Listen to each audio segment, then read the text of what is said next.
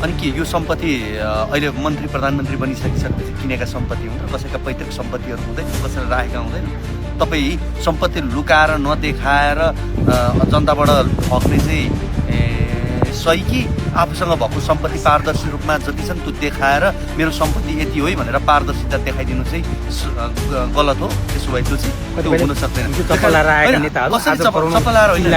त्यस्तो होइन, त्यो चप्पलाएर आएका नेताहरूलाई भन्नुहोस् न, आजको त यो जो व्यक्तिहरू मन्त्री हुनुभएको छ उनीहरूले सुन जति देखाउनु भयो त्यो कुरा भनेको त के भन्दाखेरि उहाँहरू हिजो आफ्नो क्षेत्रमा काम गरेर आएको व्यक्तिहरू हो, थोरबाबु पैसा कमाएर आएको व्यक्तिहरू हो, कुनै सार्वजनिक पद धारण गरेर पैसा कमाएर आएको व्यक्ति होइन, निजी क्षेत्रमा काम गरेर जागिर खाएर कहीँ काम गरेर आएको व्यक्ति, सरकारी क्षेत्रमा काम गरेर आएर लुट मचाएर आएर जोडेको सम्पत्ति होइन, दुःख गरेर जोडेका सम्पत्तिहरू पनि छन्। त्यस कारणले आफ्नो सम्पत्ति पारदर्शी रूपमा देखाइदिनु भनेको गलत हुँदैन। तर हिजो लुकाइन्थ्यो, आज उहाँहरूले देखाइदिनु भयो आफूसँग भएको सम्पत्ति, के छ गलत त्यसमा? के भयो? हिजोको दिनमा आमा बुवाका पालामा किनेका सुनहरू जति बेला